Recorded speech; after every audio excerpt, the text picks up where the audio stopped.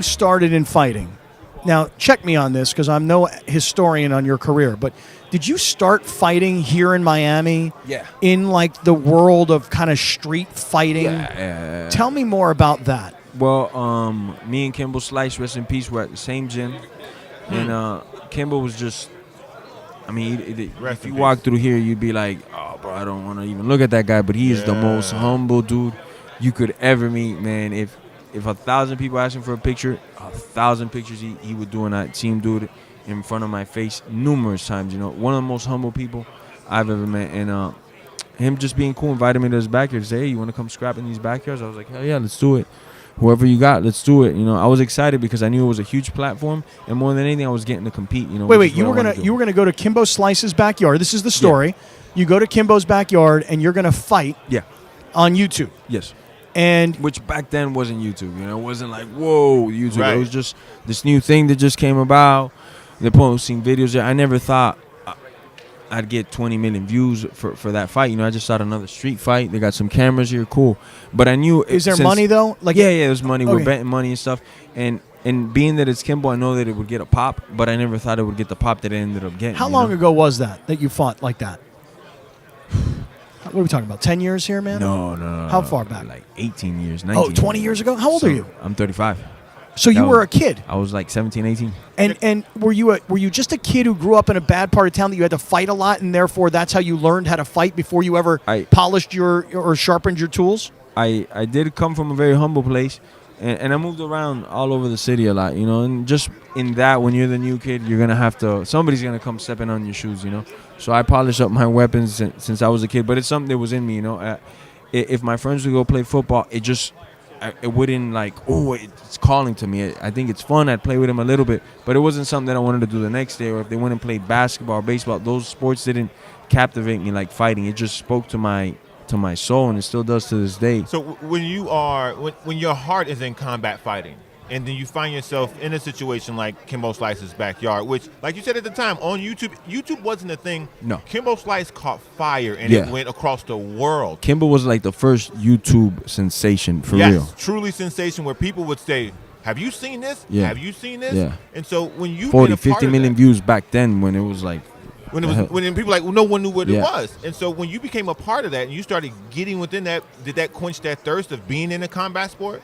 No. That was just a small piece of the pie. I knew I'd be here. You know, street fighting for me wasn't the pinnacle. I wanted to fight against the best guys in the world. Even back then? No, yeah, that was my only goal. That was just passing through. Oh, you go to Kimbo's house as a stepping stone.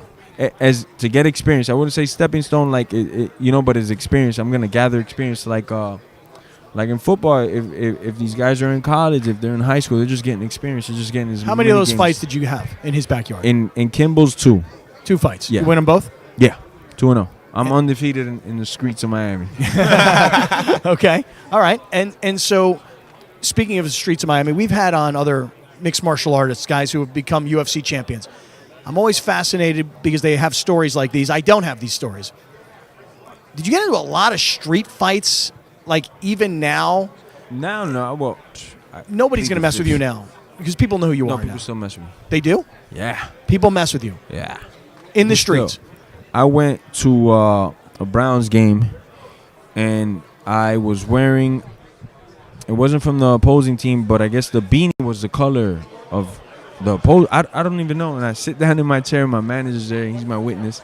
And I sit down in the chair, and the dude leans over and goes, Ravens fan? And I really didn't want to like talk too much or anything, or like yes or no. I was just like, yeah, man, cool. And I'm like, all right. He goes, I should pour this beer down your fucking hat. I was like, I turned around, I told him, I wish you would, man. And then I think he kind of figured it out, like, oh snap, maybe I shouldn't. And then saw it in your eye. Security came up to him like, hey, please don't do that. You know.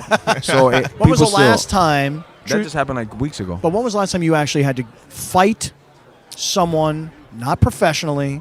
You're out in the streets. Hypothetically speaking? No, real verbatim? speaking. No, I can't real speak on that. No? It's never happened.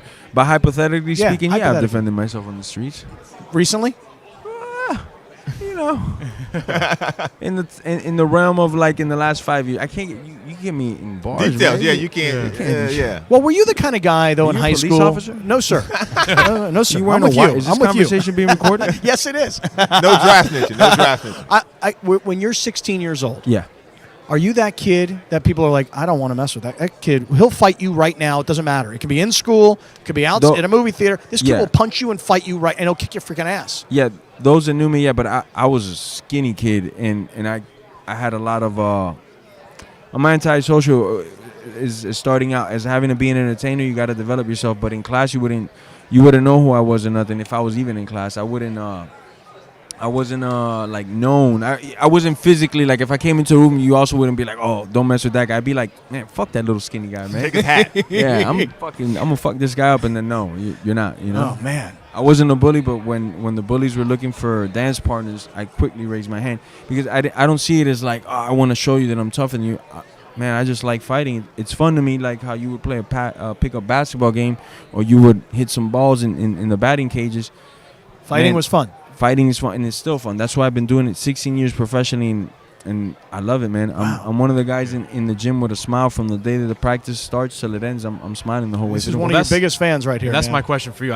I watched you fight Gilbert Melendez in San Diego when you were in Strikeforce. Okay. I was there. Yeah, that was a while and ago. that was you unfortunately lost that fight, but you said you've been in the game for how long? 16, 17 16 years? pro years. Pro years. And this is, you could see it every step of the way. You could see it online. I'm not telling you I got 3,000 fights in China under a different alias because I was killing people. No, my whole career is documented there. Yeah. Because a lot of people tell me that I'm an overnight sensation because I landed that knee and became famous. No, That's what I was this going to is- ask you, man. Like, That was 15 years in the You- making just to get to there. me, I've known you for a long time because I follow MMA, but for the mainstream media, how's this last year been like for you, dude? Because it's you go from being a successful MMA fighter, UFC, Strikeforce, Belt, everything, and now you're doing interviews on ESPN.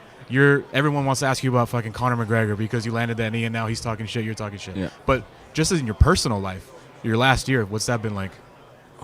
Well, I'll put a little bit in the context. At the beginning of like 18, I could go to the supermarket.